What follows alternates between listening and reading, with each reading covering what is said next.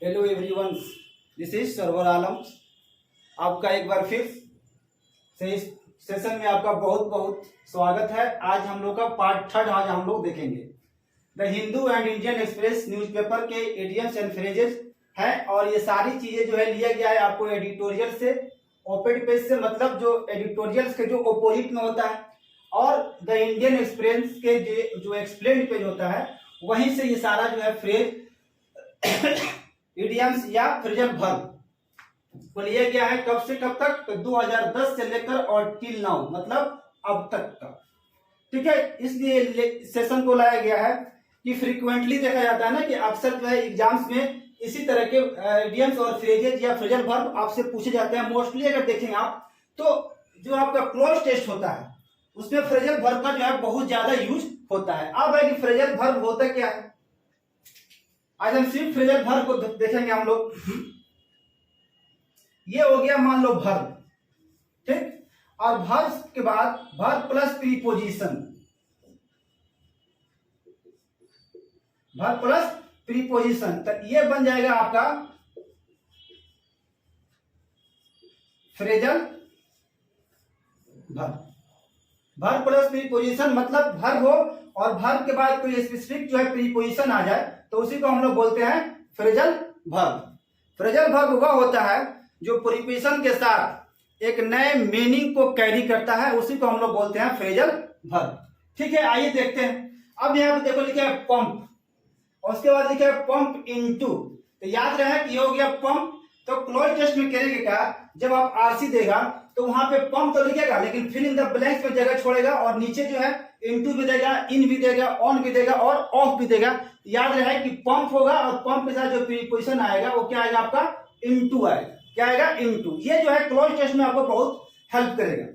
ठीक है, देखो पंप इनटू का मतलब क्या होता है, invest a large amount of money in something, मतलब राशि का मतलब पैसों का एक बहुत बड़ा हिस्सा किसी चीज में खर्च कर देना, या ये कह लीजिए कि बहुत ज्यादा पैसा किसी चीज में खर्च कर देना, उसी को हम लोग बोलते हैं पंप इनटू। क्या बोलते हैं? Pump into. लिखते हैं यहाँ पे राशि का या पैसा का बहुत बड़ा हिस्सा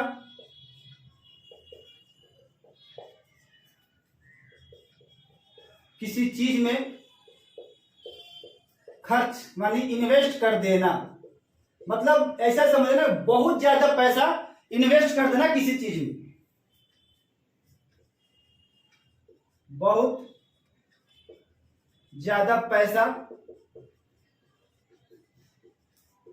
किसी चीज में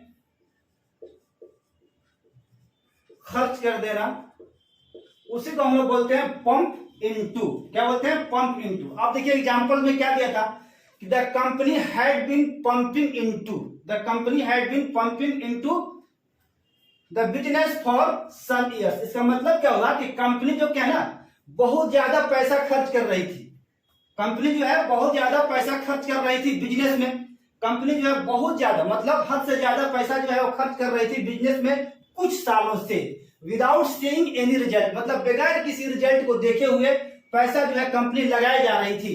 ठीक है, उसका लॉस और प्रॉफिट जो है कंपनी नहीं देख रही थी और एक पैसा का बहुत बड़ा हिस्सा या बहुत ज्यादा पैसा जो है वो खर्च कर रही थी विदाउट सीइंग एनी रिजल्ट, मतलब कोई रिजल्ट जो है वो देखे हुए।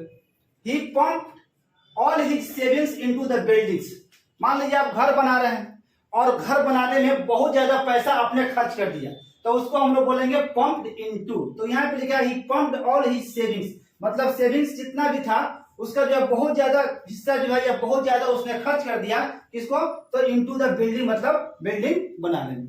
इसको देख लेते हैं, यहाँ पे लिखा है पे और ऑफ। अब सेंटेंस चूंकि आपको देखना पड़ेगा, अब सेंटेंस चूंकि है आपको देखना पड़ेगा कि सेंटेंस कह क्या रहा है, उसके अकॉर्डिंग जो है आपको काम करना पड़ेगा।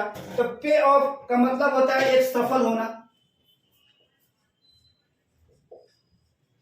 दूसरा होगा टू पे मनी मतलब भुगतान करना,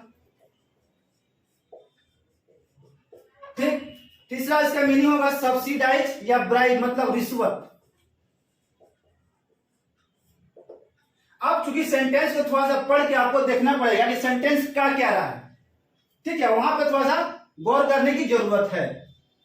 तीन इसके मीनिंग हुए पे ऑफ का। एक तो हुआ सफल होना, भुगतान करना, टू पे मनी या सब्सिडाइज या ब्राइब मतलब रिश्वत। जैसे all her hard work has paid of, इसका मतलब क्या हुआ?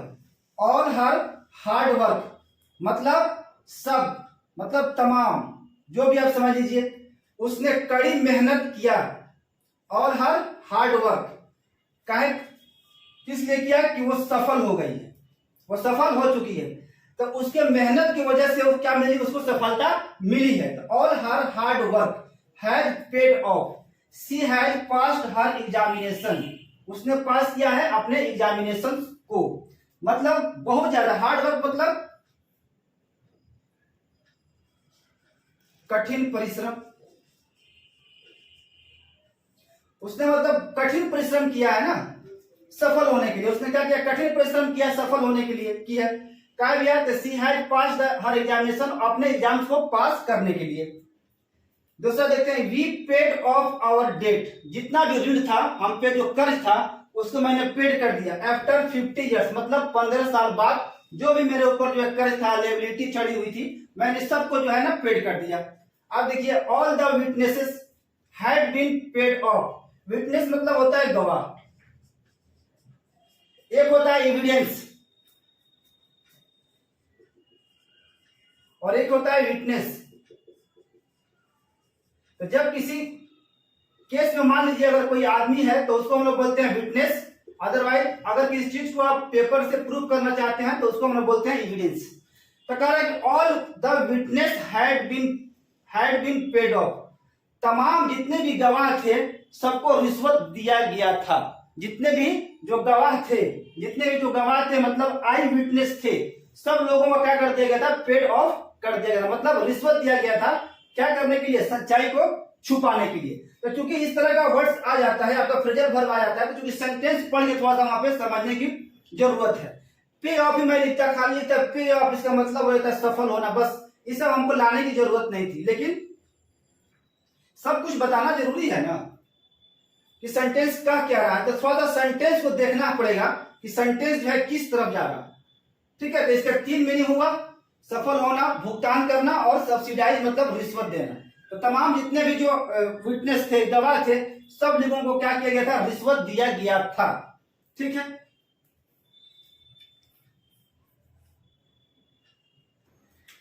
अब देखते हैं push back. Push back means क्या होता है? स्थगित, मतलब पोस्टपोन्ड या डिले, मतलब स्थगित करना,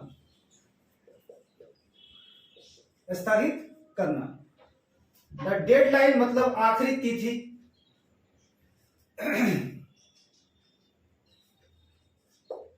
has been pushed back 2 weeks, मतलब जो आखिरी जो तिथि थी, आखिरी जो तारीख थी, उसको 2 सप्ताह के लिए क्या कर दिया गया? स्थगित कर दिया गया है, स्थगित हो गया है। अब यहाँ पे लेट डाउन। लेट डाउन का मतलब होता है फेल टू सपोर्ट या डिसअपॉइंट, मतलब निराश, आप समझ लो। डिसअपॉइंट मतलब होता है निराश, और फेल टू सपोर्ट मतलब सहायता करने में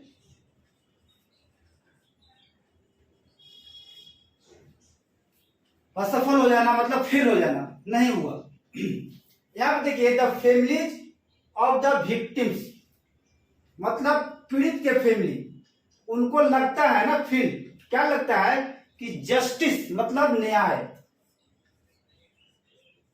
system has let them down, मतलब जो जस्टिस सिस्टम्स है उससे वो लोग निराश हो चुके हैं। जो जस्टिस जो सिस्टम्स है, जस्टिस न्याय की जो क्रिया है, उससे वो लोग क्या है, प्राणी जो है, उससे वो लोग क्या हो गए हैं? पूरी तरीके से निराश हो चुके हैं। अब इसमें देखना है इस सेंटेंस में कि इरर जो है ना, देखिए मैं एक एक चीज बताता हूं आप लोगों को। अब इस सेंटेंस में देखना है कि इस जो फैमिलीज ऑफ द विक्टिम्स लिखा हुआ है, इसमें सब्जेक्ट कहां है और ये जो फील जो आया है, फील ये किसके लिए आया हुआ है? तो देखिए इसमें सब्जेक्ट जो है क्या है? द फैमिलीज है, और उसके बाद ये विक्टिम्स क्या है? ये है ऑब्जेक्ट। अब पूछिएगा सर किसका ऑब्जेक्ट है?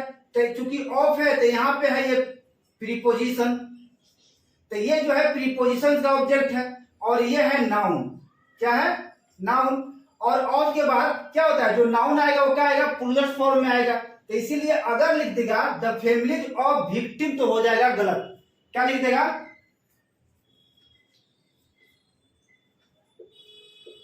द फैमिलीज ऑफ, अगर ऐसे क्वेश्चन दे देगा विक्टिम तो क्या हो जाएगा? गलत। इसलिए गलत हो जाएगा कि ऑफ के बाद क्या होगा? जो नाउन होगा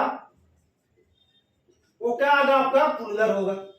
एक तो एरर ऐसे बनाएगा, दूसरा एरर कर देगा कि इसको कर देगा फिल्स। क्या करेगा? फिल्स। तो चूंकि इसमें सब्जेक्ट जो है क्या है? ये फैमिली है, और प्रीपोजिशन से पहले वाला जो होगा वो होगा आपका सब्जेक्ट। प्रीपोजिशन से जो पहले होता है वो होता है सब्जेक्ट, और ऑब्जेक्ट किसका होगा? या तो प्रीपोजिशन का, नहीं तो वर्ब का होगा। तो अगर यहाँ पे रहता ना फैमिली, तब यहाँ पे होता फिल्स, लेकिन यहाँ पे देखिए फैमिली क्या है? प्लूरल, इसलिए यहाँ पे लिखा है फिल। तो दो तरीके से आपसे क्वेश्चन जो है वो एग्जामिनर पूछ सकता है। चलिए देखते हैं। लाई अहेड, इसका मतलब टू बी इन फ्यूचर, मतलब भविष्य में होने वाला, या कोई चीज भविष्य में होने जा रहा है।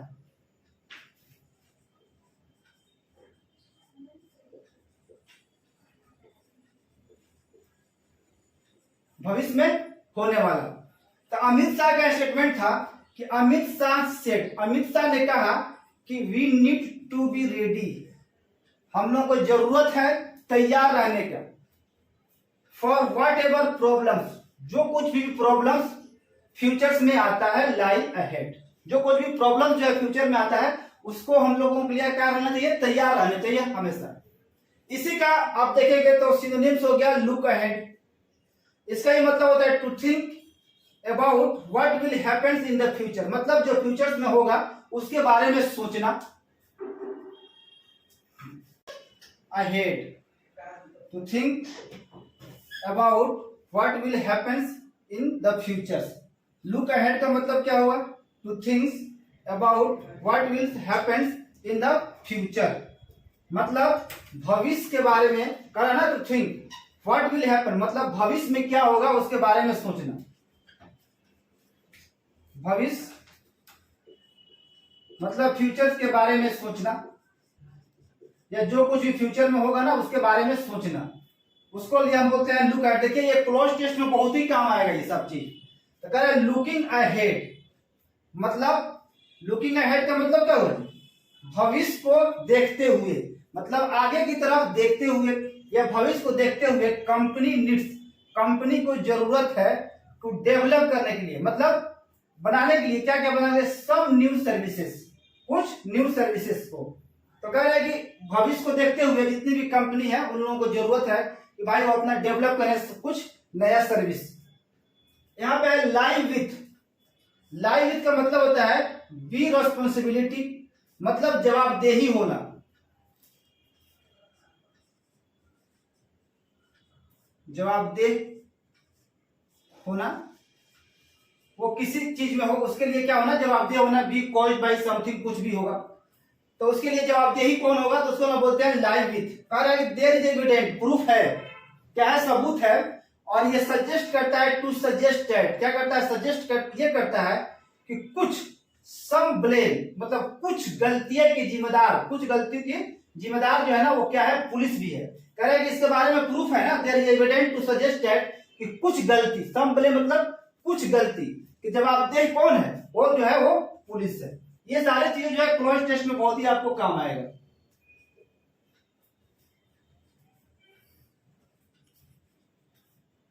डाउन ऑन, क्या लिखा है? कम डाउन ऑन, इसका मतलब होता है क्रिटिसाइज करना, मतलब आलोचना करना, या पुनिश समवन हार्शली, मतलब कड़ी से कड़ी सजा देना, कड़ी से कड़ी सजा देना, या दंडित करना, या कठोर सजा देना किसी को, उसको बोलते हैं हम लोग कम डाउन ऑन। ये क्लोज टेस्ट में बहुत काम करेगा आपका। The supreme court came down on, supreme court ने क्या किया? कड़ी से कड़ी सजा दिया ऑन दोज इन्वॉल्व, मतलब वे लोग जो लोग इन्वॉल्व थे उन लोगों को कड़ी से कड़ी सजा दिया। अब देखिए the police are coming down heavily, police जो है ना कड़ी से कड़ी सजा दे रही है लोगों को। क्या कर रही है? कड़ी से कड़ी सजा दे रही है लोगों को। किन लोगों को दे रही है? For not paying their licence fees, उन लोगों को कर रही है जो लाइसेंस की फीस को पे नहीं कर रहे हैं, उन लोगों को कड़ी से कड़ी सजा दे रही है। अब है कॉल ओपन, इसका मतलब होता है डिमांड करना, मतलब मांगना, या आस्क फॉर्मली मतलब औपचारिक रूप से कहना,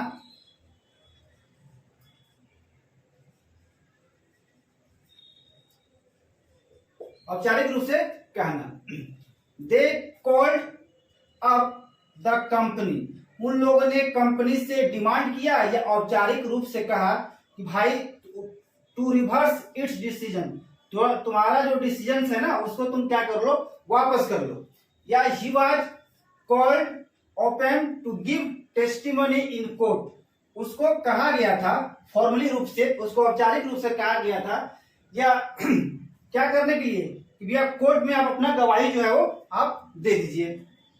अगर ड्राइव अवे, इसका मतलब होता है सेपरेट, अलग कर देना, डिस्पेल या ब्रेकअप या स्टॉप, मतलब अलग कर देना,